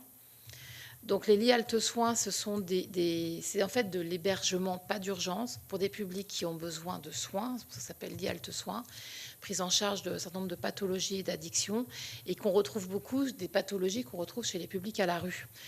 Et donc ça, c'est beaucoup d'associations, et l'ARS a ouvert des crédits pour le faire. La question, c'est qu'en fait, on nous dit les crédits sont ouverts, cherchez avec des bailleurs des locaux. Super, ça c'est vachement facile en fait. Et c'est une des difficultés, c'est qu'à un moment, il faut assumer. Vous voyez, sur l'hébergement, il y a quelques années, l'État nous disait, j'ai des bâtiments, prenez-les. Maintenant, on nous dit, trouvez-nous le foncier, le bâtiment, on vous financera les places. Pour une compétence qui est exercée par l'État, je trouve que c'est très compliqué, même si, moi je vous le dis en tant que bailleur, sur certains fonciers, on essaie de réfléchir parfois à justement répondre aux besoins des collectivités. Mais ce n'est pas suffisant. Après, Agnès, la question sur les places de logement accompagnées. Sur les recommandations, parce que comme j'ai pas eu de Sur quelles recommandations pour les femmes à la rue? Si vous aviez déjà dit, laissez tomber. Mais il y avait notamment une question, je ne sais pas si vous avez répondu, sur les organismes HLM, est-ce qu'ils travaillent en fait avec les centres d'hébergement? Le micro. Alors, les organismes HLM travaillent fortement avec les centres d'hébergement. Alors, d'une part, et avec les services, les SIAO, qui sont les services qui attribuent, enfin, qui orientent les publics. Donc, en fait, ça, c'est des partenariats. Enfin, déjà, il y a deux choses. Il y a des organismes HLM qui ont dans leur patrimoine des centres d'hébergement. Et ensuite, nous avons des partenariats locaux avec les structures, les associations qui les gèrent. Des partenariats de plusieurs ordres. C'est, je vous l'ai dit, des logements mis à disposition avec notamment la capacité de faire de l'hébergement dans du logement. C'est des baux glissants, ça c'est quelque chose quand même qui a plutôt bien fonctionné, même si c'est assez complexe. Ça peut être aussi des discussions sur les attributions de certains ménages sortant de la rue, donc d'avoir des partenariats qui permettent aux bailleurs de prendre plus en compte ces ménages qui sont extrêmement précarisés. Ça pose néanmoins des questions. Alors notamment, on s'est posé la question sur... Par exemple, quand on porte c'est une réflexion qu'on a avec certaines associations, quand on porte des structures d'hébergement, pas d'urgence, vraiment d'hébergement un peu plus stable, est-ce qu'à un moment, par exemple, un logement où vous accueillez une famille, est-ce qu'il pourrait muter de l'hébergement au logement? C'est-à-dire qu'on reste dans les mêmes lieux, avec peut-être un même suivi social, mais en fait, on mute la destination de ce bâti. Donc on a des expériences là-dessus. Après, ça pose des questions de financement, notamment du financement du logement social. Et donc notamment, alors je vous le dis parce qu'en fait, le bailleur que je préside a fait cette expérience à Antony, sur un bâtiment qui est en fait une résidence sociale, mais dont une part est aujourd'hui de l'hébergement d'urgence. Et donc, on a contracté avec la Caisse des dépôts un prêt à long terme pour produire du logement social, tout en actant avec la Caisse des dépôts qu'on a une phase où c'est de l'hébergement d'urgence. Donc, ce n'est pas du tout les mêmes enjeux financiers. Je ne vous dis pas un an, enfin, on est les seuls à l'avoir fait, mais moi, je crois beaucoup à ça. C'est-à-dire que sur des volants de logement, on pourrait avoir cette capacité et peut-être qu'on puisse, y compris des ménages qui sont là, pourraient à terme vivre dans cette résidence et tout ça. Et comment tu retrouves un logement Après, comment je retrouve ma place d'hébergement? Oui, c'est ça. Je la recrée. À la fin, je la recrée. Enfin, il faut que je trouve à la recréer. Donc, c'est une négociation avec l'État. Mais il faut peut-être aussi... Mais ça pose des questions de financement, parce que le logement est financé par un prêt à long terme. Donc, vous voyez, c'est très compliqué. En fait, il faut que notre banquier accepte que que le bâti pour lequel il me fait un emprunt sur 50 ans ait une phase où ce n'est pas du logement, donc pas de loyer. Je reçois une redevance du gestionnaire, mais ce n'est pas un loyer. Mais ça, c'est des choses qui permettraient, à mon avis aussi, d'avoir plus d'offres. Sur la Guyane, en effet, j'ai déjà été à plusieurs reprises et la situation est particulièrement difficile par un manque de logements sociaux et privés, pour dire les choses franchement, dignes de ce nom. Donc nous, on collabore beaucoup avec les bailleurs présents en Guyane, et y compris, on collabore avec eux sur des questions professionnelles, en fait, d'accompagnement professionnel sur un certain nombre de sujets, et notamment une des discussions qu'on avait eues avec eux, notamment avec la CIMCO et la SIGI, c'est justement de développer une offre de logement accompagné, parce que c'est quelque chose qui est peu connu en fait encore en Guyane. Donc là, moi j'avais visité un chantier d'une résidence pour jeunes actifs dans mon souvenir à Cayenne, ou pas loin de Cayenne, parce que c'était pas à Cayenne en fait, c'était autour. Peut-être à Macouria, je ne me rappelle plus. Et en tout cas, on discutait, nous, avec eux, de faire des résidences sociales, justement, d'essayer de développer du logement accompagné, parce que c'est vrai que quand ils ont du logement, c'est du logement familial, et très peu de logement pour des publics qui ont des revenus faibles et qui ont besoin d'un accompagnement. Il y a ça aussi qui est un peu nouveau pour eux, qui est aussi d'ouvrir justement la question de lier logement et accompagnement. Après, on est très en retard, on va dire les choses franchement. Et c'est vrai que nous, on a aussi passé pas mal de temps avec la maire de Saint-Laurent-du-Maroni sur l'ensemble de ces chantiers, où là, on a un retard compliqué qui n'est pas tant lié aux opérateurs que, comme vous le savez, au délai de cession des fonciers, et du fait qu'en Guyane, on ne fait pas des chantiers tout le long de l'année, saison sèche, saison des pluies, et ça nous pose des problèmes très importants. Par contre, je tiens à le dire, parce que on ne le dit pas assez souvent, mais dans les programmes produits là-bas, on a vu une qualité, une prise en compte en fait des enjeux climatiques sur lesquels les bailleurs métropolitains auraient beaucoup à en fait s'inspirer de ces solutions-là, comme on l'avait vu d'ailleurs à La Réunion, parce qu'en fait, il y a une plus grande maturité de ces questions-là, très, très, très clairement. Sur l'embolisation, vous me posez la question, la sénatrice, sur l'embolisation vers le logement en raison des absences de régularisation. Moi, je n'ai pas les chiffres parce qu'en fait, je ne connais pas aujourd'hui les chiffres globaux de la question de l'hébergement. Simplement, nous, c'est quelque chose que l'on sait, c'est qu'en fait, des ménages dont les 2 adultes n'ont pas des droits, enfin, tout n'est pas régularisé. En fait, en commission d'attribution, même si leur dossier arrive jusqu'à la CAL, ça n'ira pas plus loin. Et ça, c'est quand même une des difficultés très fortes, surtout pour des ménages qui sont amenés à durablement rester sur le territoire. Et en tout cas, les processus de régularisation ne progressent pas du tout. Je dirais même qu'ils ont plutôt régressé. Et alors, ce que vous nous disiez sur les logements là, qui ne sont pas attribués, on va se renseigner parce que ça me...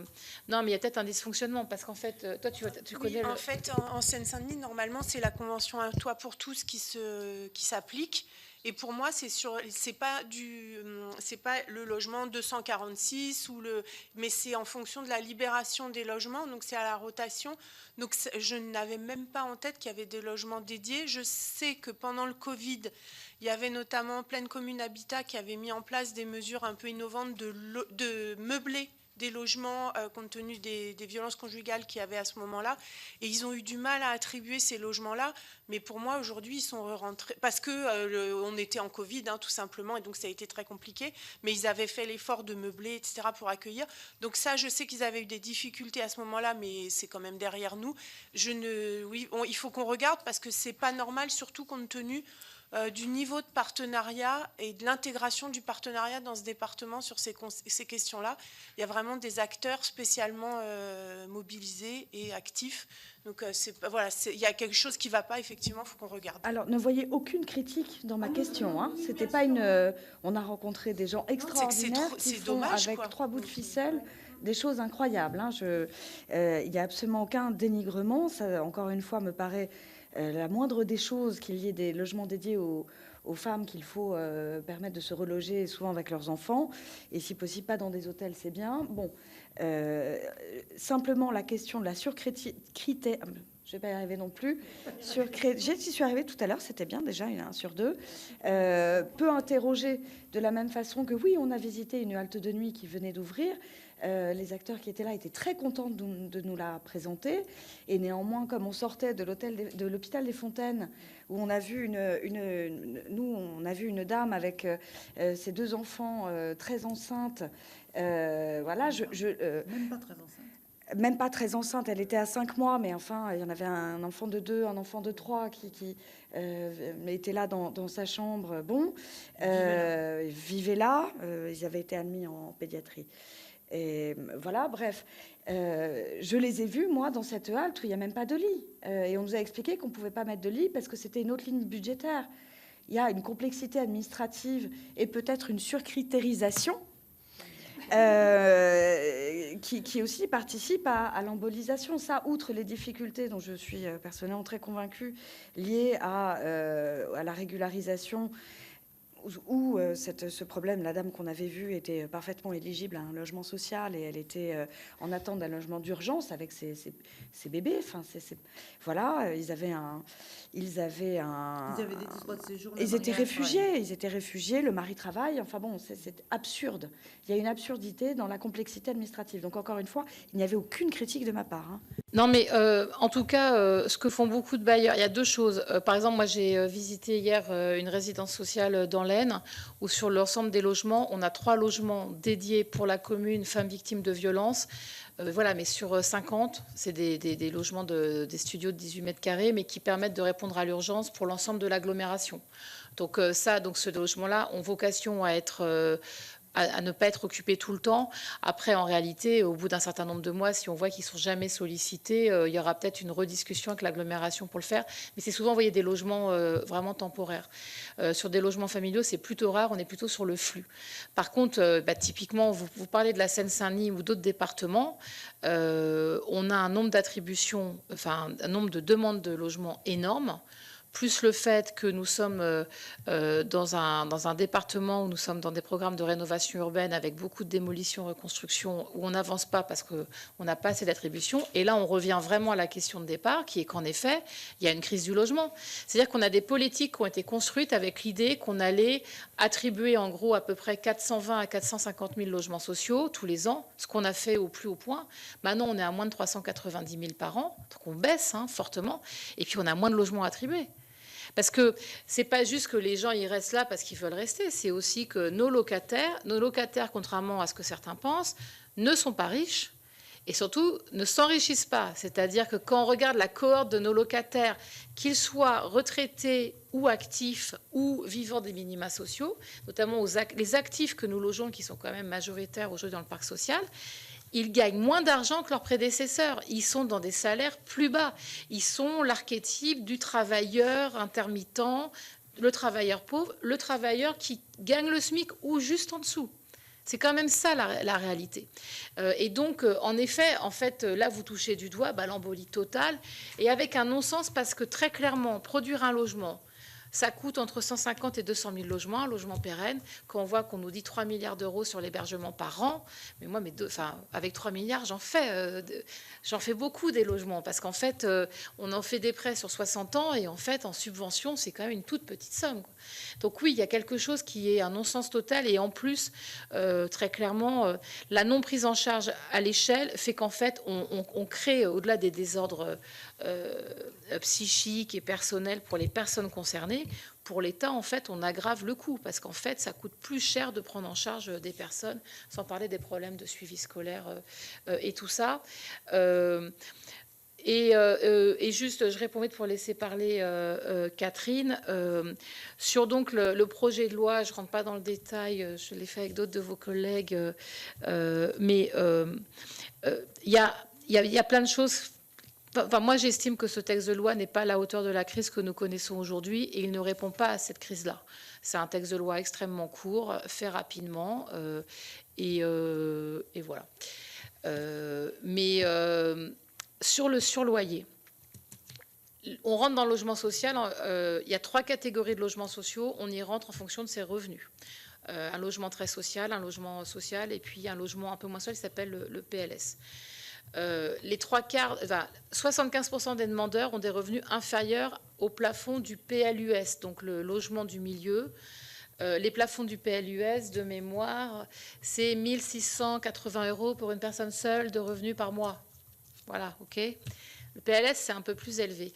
Et donc, vous pourrez rentrer. Et puis, il est dit aujourd'hui dans la loi que quand vous dépassez, vous dépassez les plafonds de votre catégorie, de votre logement, de 20%, vous pouvez commencer à payer un surloyer.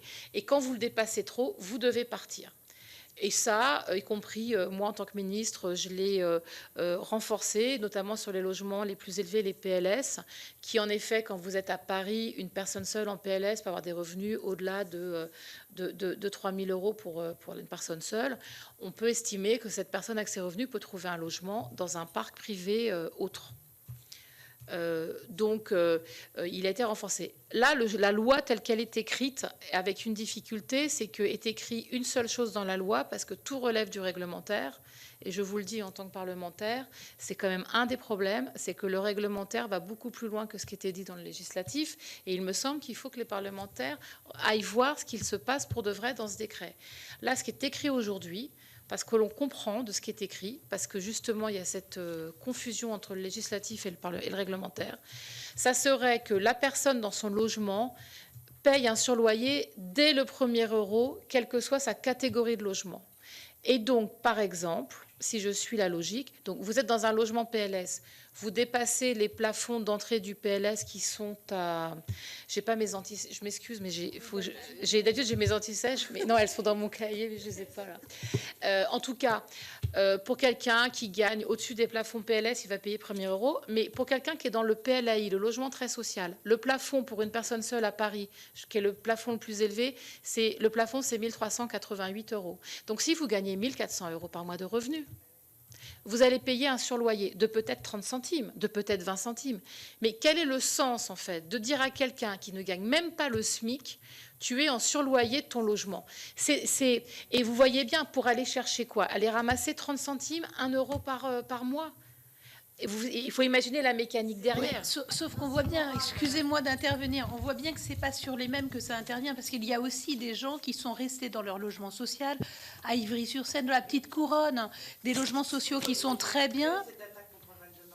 Excuse-moi, c'est parce que j'avais des exemples clairs à Ivry-sur-Seine. Mais ça peut être, dans toute la petite couronne. Toute la petite couronne, on est totalement en frontière de Paris, on a des logements sociaux qui sont très bien et on est rentré jeune dans le logement social et notre situation s'est largement améliorée et on est toujours dans le logement social. Oui. Et on dit, effectivement, la discussion existe, hein, parce que c'est comme ça aussi qu'il y a une mixité dans le quartier, etc., puisque ce n'est pas des gens qui s'en vont et qui sont remplacés par d'autres pauvres et qu'après, la seule ambition qu'on a dans ce quartier, c'est d'en sortir.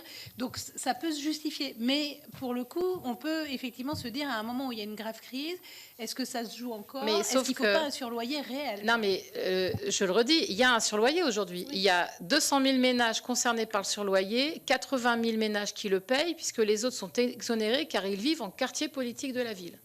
Et ils ont été maintenus pour des questions de mixité.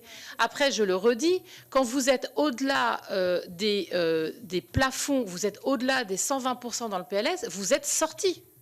Vous êtes sortis, donc il faut quand même arrêter. Il y a chaque année quelques milliers de personnes qui sortent du logement, d'une part. Par ailleurs, il y a une enquête annuelle sur les revenus, et notamment si vous n'y répondez pas en tant que locataire, on vous applique le surloyer maximum. Et c'est pour ça que chaque locataire doit donner sa feuille d'imposition. Donc, on peut se dire, enfin moi je veux bien, en fait, là, il y a deux choses. Il y a le fait de sortir plus de gens du parc social. Ça va sortir des gens du PLS. Je peux vous dire, hein, pas de problème, ça va faire rentrer d'autres gens du PLS qui, de toute façon, ne sont pas nos ménages prioritaires dont on parle. Deuxièmement, tel que... Oui, un autre type d'escalier, là. Mais ils ne sont pas dans les... Et de toute façon, c'est une chose. Mais l'autre chose, telle que c'est écrit aujourd'hui, on nous dit qu'on va appliquer un surloyer à un ménage dès le premier euro. Et je vous donne juste un exemple. Vous êtes rentré dans le PLAI parce que vous avez un revenu autour de 1 300 euros.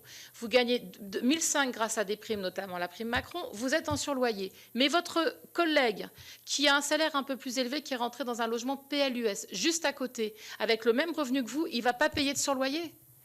Et ce n'est pas pour rien que depuis... Et non, ça peut être le même logement. Mais pourquoi? C'est donc en fait... Il paye, au lieu de payer un loyer entre 5 et 6 euros, il le paye, mais il le paye même pas plus cher. Et c'est là où on va dire les choses franchement, c'est qu'on a 2 millions de logements qui s'appellent des HLMO, c'est les anciens logements financés il y a plus de 40 ans, qui sont dans des loyers parfois inférieurs à 4 euros du mètre carré, donc très bas. Et donc, non, le voisin, il paye peut-être pas plus cher parce que peut-être qu'il a ce logement-là. Simplement, ce que je dis, c'est que la logique du surloyer, elle existe depuis maintenant 20 ans. Donc, ce n'est pas le problème. Le problème, c'est d'aller mettre du surloyer sur des ménages qui ne gagnent même pas le SMIC. C'est ça le sujet. Qu'est-ce que vous dites à un ménage? Tu payes un surloyer parce que tu gagnes 1 480 €, mais sans blague. Enfin, c'est des ménages qui, par ailleurs, ont l'APL, hein. Pas tous d'ailleurs, mais une partie d'entre eux ont l'APL. Donc, sincèrement, et franchement, si on veut faire rentrer plus de gens dans le logement social, il faut en construire. Parce que le problème, et ça je le redis, et ça on a des cohortes là-dessus, on le voit, c'est que l'ensemble de nos locataires HLM se sont appauvris. Très clairement. À chaque fois qu'on a un nouvel entrant, il est plus pauvre que celui qui est sorti. Et y compris, on le voit sur les retraités, parce que maintenant, on a des retraités qui n'ont pas de retraite à taux plein. On a une augmentation de la demande HLM à 64 ans. Il faut quand même imaginer ce que ça veut dire, des gens qui rentrent dans les HLM pour leur retraite. Donc ça veut dire que ce sont des gens qui n'ont pas pu accéder à la propriété ou qui ne pensent pas pouvoir payer leur logement privé. Et ça, c'est une des difficultés actuellement. Donc moi, j'alerte surtout sur le fait que dans ce texte de loi, il écrit juste une phrase qui renvoie à un décret et que la question, c'est quel est le regard des parlementaires sur la mise en œuvre de ce décret. Parce qu'aujourd'hui, c'est très peu clair. Et d'ailleurs, il y a une confusion de la part de tout le monde, où on laisse entendre que tout ça, il n'y aurait pas de contrôle et tout. La réalité, c'est que c'est très contrôlé. Après, nous, on appliquera tel que la loi est faite. Hein, c'est pas le sujet. Mais il faut faire attention. Et typiquement, parce que j'ai vu les exemples parus dans la presse, où on prend le ménage qui est au plus des plafonds, au maximum et tout ça. Et il y en a certainement. Certainement, mais il y en a peut-être. Moi, j'ai demandé à plein de bailleurs. Hein. J'étais à Toulouse la semaine dernière. J'ai demandé au bailleur, un des bailleurs, de regarder combien il en avait. Il avait 4 ménages sur 20 000 locataires. Donc, je dis juste, faut faire attention à ça. Et ça ne règle pas après nos sujets de comment on fait plus rentrer de ménages à revenus modestes dans le parc social. Et ça, c'est, je pense, la difficulté majeure. Je ne dis pas que c'est que l'offre nouvelle qui va le permettre, mais quand même, on ne fait pas assez d'offres à bas loyer. Et ça, c'est une difficulté. Et l'autre chose, c'est qu'on n'a pas assez de bas loyer dans le parc privé. Et ça, je pense que ça a été un frein qui se renforce. Je crois qu'il y avait Colombe-Brossel aussi et Adelziane qui voulaient poser des questions. Oui, merci. Il nous reste 3 minutes. Je vais essayer d'être très synthétique. Moi, j'ai entendu beaucoup parler de... D'abord, la com-culture a beaucoup de choses à dire sur ces questions-là. À l'aune de nos fonctions respectives passées avec Colombe-Brossel, à l'aménagement, l'urbanisme à pleine commune, on parlait de Seine-Saint-Denis et puis bien évidemment Colombes à Paris. Moi, ce que je voulais évoquer, là, effectivement, on a un peu élargi le sujet de manière macro sur la crise du logement qu'on est en train de connaître aujourd'hui en France. On n'est plus tout à fait sur cette problématique propre aux femmes dans la rue. On parle du logement social. Et moi, je rejoins ce qui a été dit par vous, Présidente, par toi, Emmanuel, sur la crise du logement qu'on connaît depuis 2017. Moi, je l'ai vu en tant qu'élu dans mon territoire à pleine commune en Seine-Saint-Denis à Saint-Ouen. Cette crise du logement social, crise du logement de manière générale, crise du logement social de manière spécifique, avec des grosses problématiques de pression foncière, une diversification de l'offre de logement qui n'arrive pas à émerger.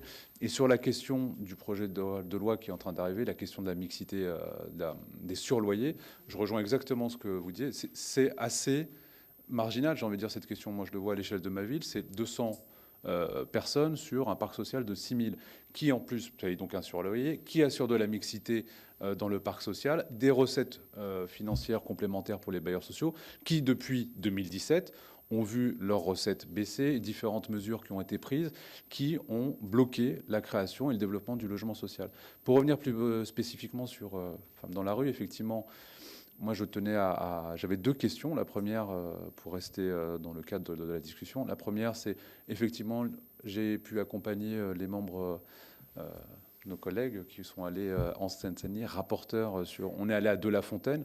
Moi, je fais un point spécifique sur De-la-Fontaine, parce que j'avais été alerté par les élus sur place sur, j'ai envie de dire, quand on pense à cette vision macro, voir les dysfonctionnements que cela entraîne au niveau local, puisque, et j'ai envie de dire, on découvre, pour certains, la réalité quotidienne des acteurs du service public de manière générale, qui se retrouvent à prendre en charge des missions et des problématiques. On parlait donc de ces mamans qui arrivent, qui accouchent à De-la-Fontaine et qui n'ont pas de solution d'hébergement.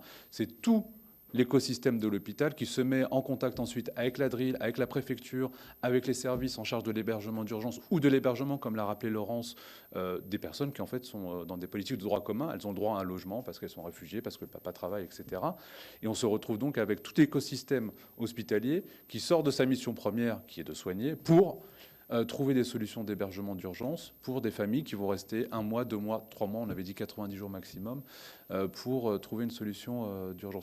Donc moi, ma question, elle portait aussi sur, et on l'avait évoqué, on l'avait évoqué avec l'hôpital de La Fontaine, beaucoup d'acteurs réorientent ces personnes et ces familles en situation difficile vers la Seine-Saint-Denis, qui prend parfaitement sa part, et moi je tiens à les saluer aussi. On a vu à Saint-Denis le nid, le refuge, les différentes associations qui prennent leur part.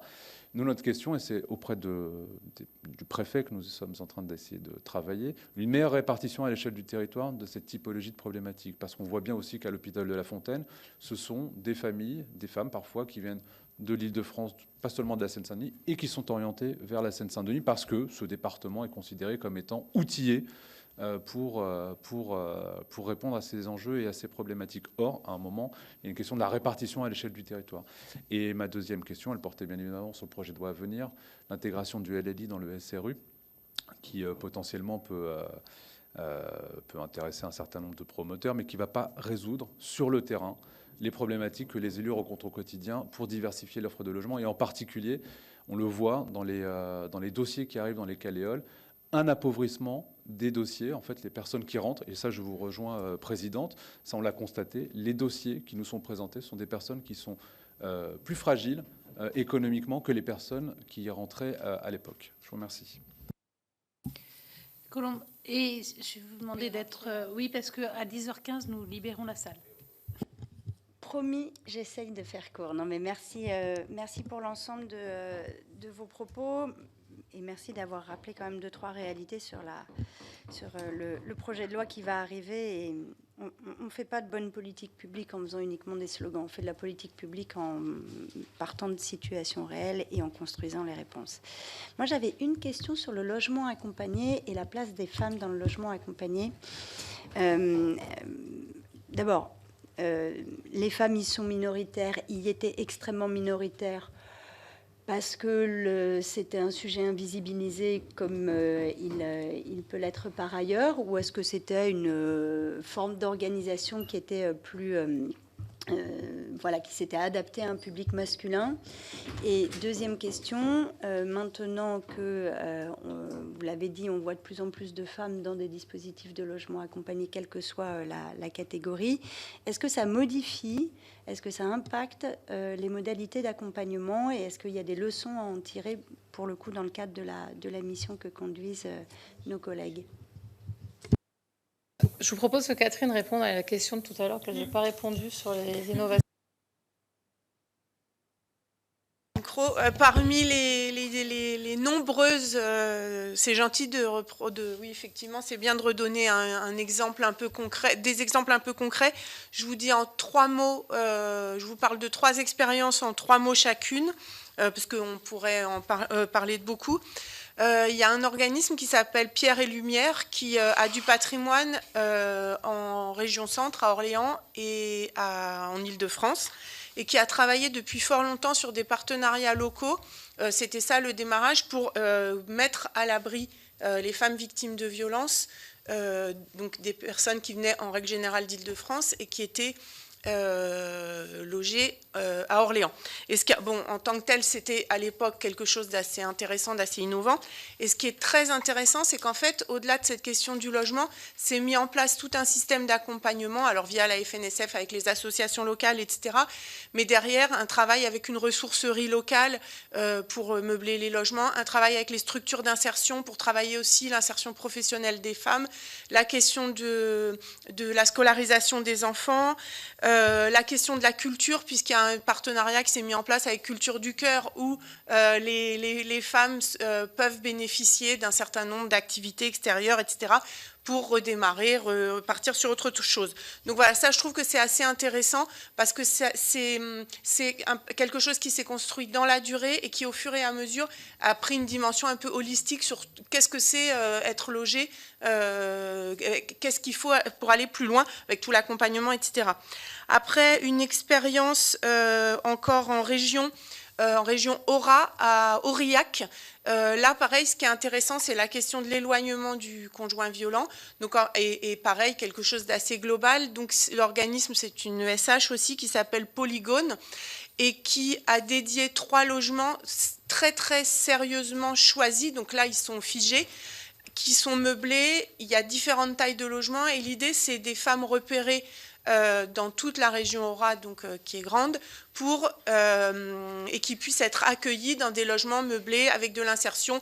Les logements ont été choisis proches des commerces, des écoles, etc., en fonction de la totalité des besoins, pareil, encore une fois, à construire, et avec un gros volet accompagnement, un collaborateur, une collaboratrice dédiée au sein de l'organisme, qui est le seul interlocuteur ou interlocutrice de la famille.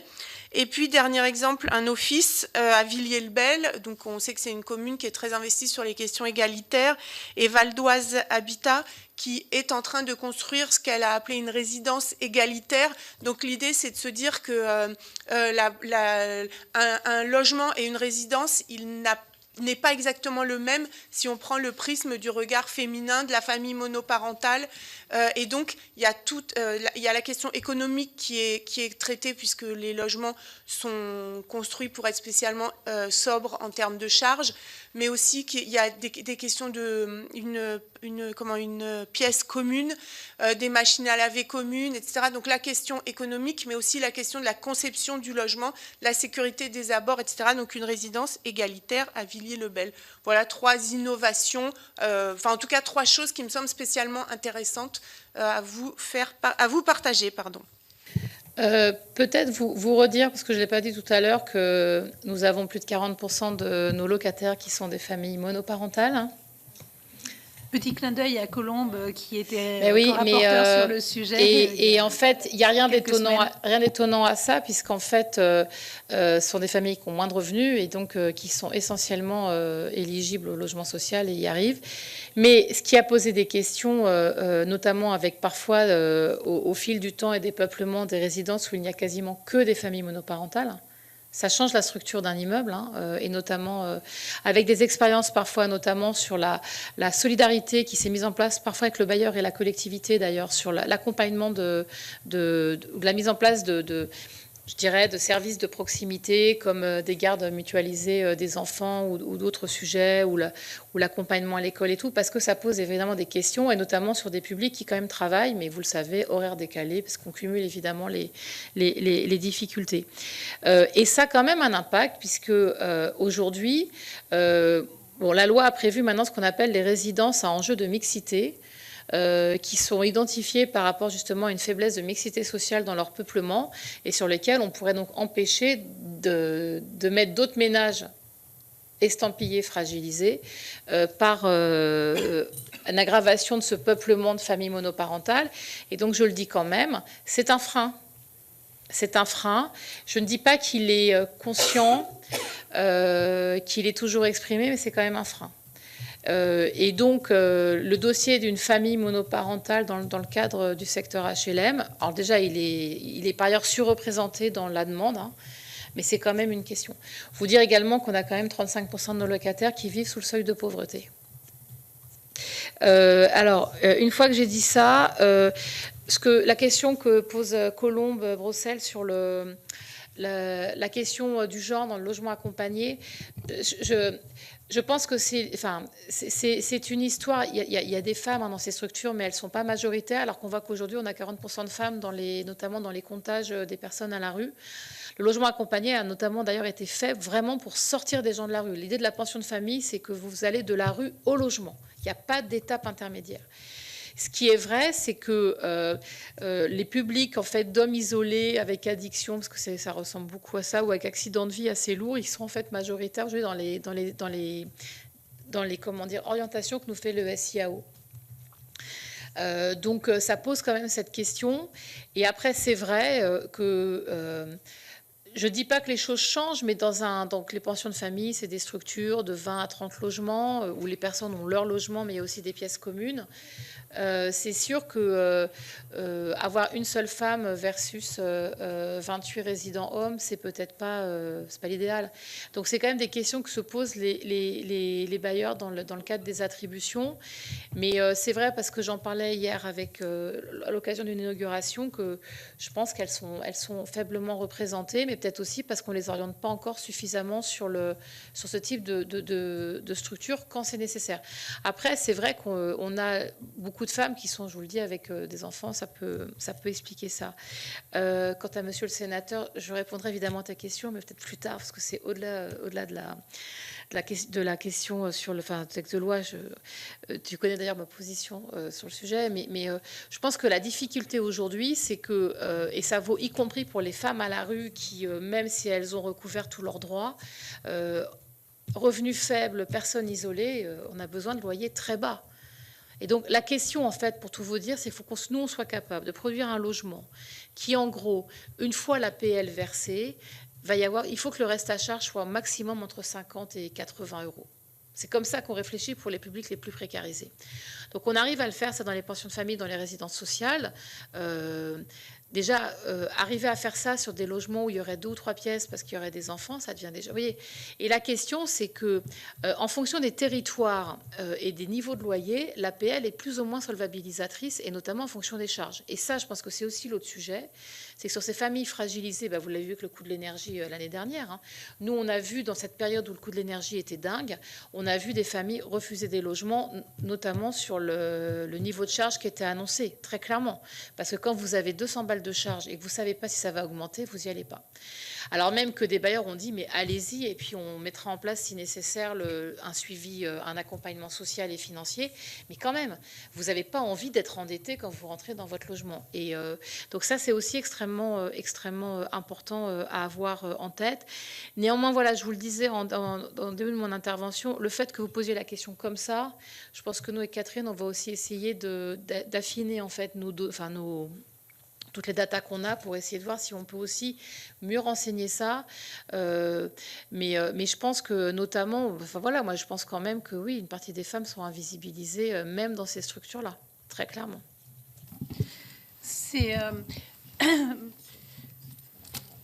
Il me reste maintenant à conclure dans les 3 minutes qui restent. Et je me dis que finalement, sur la fin, on a une bonne liaison entre le rapport famille monoparentale et le rapport femmes dans la rue. Parce que j'ai bien entendu qu'à 115 000 logements par an, de logements neufs, c'est encore insuffisant, il faut en construire plus. Et c'est pas forcément parce qu'on a une telle croissance de population, mais bien, alors déjà parce qu'on a une précarisation probablement de notre population et qui cherche à plus rentrer dans le logement social, mais surtout parce qu'il y a un desserrement des familles avec l'augmentation et le taux très fort des familles monoparentales qui fait que maintenant, il faut effectivement forcément plus de logements pour pouvoir loger tout le monde et loger, entre autres, ces familles séparées. Donc, merci beaucoup. C'était vraiment une audition très riche qui est allée au-delà, mais on le voit bien, puisque pour rentrer dans le logement d'urgence, il faut déjà permettre à ceux qui s'y trouvent d'en sortir et donc d'avoir un logement. Donc, c'est vraiment le problème global du logement en France qui est interrogé. Bon, voilà, ça fera forcément partie de notre réflexion aussi. Mais merci beaucoup. Merci de nous envoyer effectivement les éléments que vous aurez. Et on s'en rend bien compte, quelles que soient les auditions, on voit bien qu'on manque de données genrées, que les femmes s'invisibilisent et que si on ne les compte pas, elles ne comptent pas. Donc, aidez-nous à le faire et nous vous aiderons à le faire.